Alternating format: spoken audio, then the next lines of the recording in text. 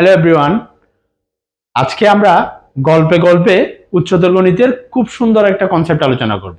সেটা হচ্ছে এইচএসসি উচ্চতর গণিত অধ্যায় 10 যুগজীকরণের যে কোনো রেজাল্টে অনির্দিষ্ট যুগজীকরণ করার সময় প্লাস সি কেন ধরা হয় সেটা নিয়ে জানবো। এখন প্লাস সি কেন ধরা হয় সেটা নিয়ে যদি আমি গাণিতিক ব্যাখ্যা দিই তাহলে ব্যাখ্যাটা বুঝতে অসুবিধা হয়। সেজন্য আমি স্টুডেন্টদেরকে পড়ানোর ক্ষেত্রে একটা গল্প বলি, তোমাদেরকেও আজকে সেই গল্পটা শেয়ার করব। গল্পটা হলো, মনে করো এই যে ক্যামেরা এবং আমার সামনে একটা দেয়াল আছে। তাহলে দেয়াল কি কি দিয়ে তৈরি? দেয়ালটা হচ্ছে আমার ইট দিয়ে তৈরি। ইটের পাশাপাশি দেয়ালটা বানানোর জন্য আমার শ্রমিকের শ্রম প্রয়োজন, রং প্রয়োজন, সিমেন্ট প্রয়োজন, বালি প্রয়োজন। এখন দেয়ালটাকে আমি ভেঙে ক্যামেরা এবং আমার মাঝখান থেকে সরিয়ে ক্যামেরার পিছনে নিয়ে গেলাম, কথার কথা। তাহলে এই যে আমরা দেয়াল, একটা দেয়াল আছে, দেয়ালটাকে ভেঙে আমরা পুনরায় একটা দেয়াল গঠন করতেছি।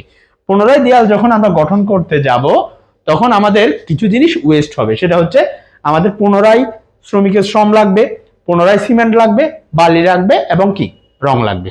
বাট যে দেয়ালটা আগে ছিল সেই দেয়াল থেকে আমরা চাইলে বিশেষ মাধ্যমে ওখানে অক্ষতভাবে ইটগুলা বের করতে পারবো এবং ইট দিয়ে পুনরায় একই ক্ষেত্রফল বিশিষ্ট আরেকটা দেয়াল গঠন করতে পারবো।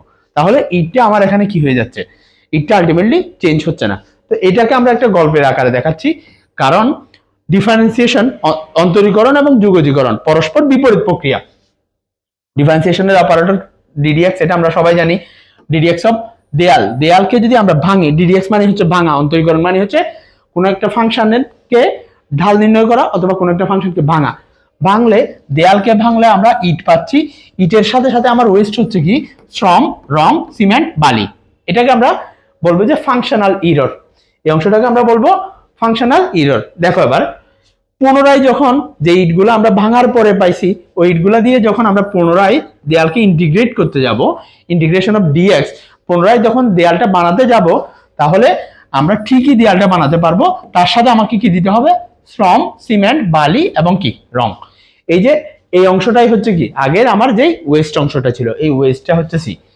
ঠিক এইভাবে এই গল্পের মাধ্যমেই আমরা মনে রাখবো ইন্টিগ্রেশনে যে কোনো রেজাল্টে যদি নন ডেফিনিট ইন্টিগ্রেশন হয়, ডেফিনিট ইন্টিগ্রেশনের বেলায় প্লাস সি দিতে হয় না, নন ডেফিনিট ইন্টিগ্রেশনের বেলায় অনির্দিষ্ট যুগজীকরণের বেলায় প্লাস সি কেন দেওয়া হয়, প্লাস সিটা আমরা এই গল্পের মাধ্যমে মনে রাখবো। আরেকটা বিষয় জেনে রাখি, সেটা হচ্ছে এই যে অপারেটর ইন্টিগ্রেশন ডিএক্স, এই অপারেটরটাকে আমরা পড়বো ইন্টিগ্রেশন অফ ডিএক্স অথবা ইন্টিগ্রেশন ডিএক্স। এটাকে অনেকে সামেশন ডিএক্স পড়ে, এটাকে সামেশন ডিএক্স পড়া যাবে না। আশা করি সবাই বুঝতে পারছি। ভিডিওটা ভালো লাগলে বন্ধুদের সাথে শেয়ার করবে। সবাই ভালো থাকো, সুস্থ থাকো, আল্লাহ হাফেজ।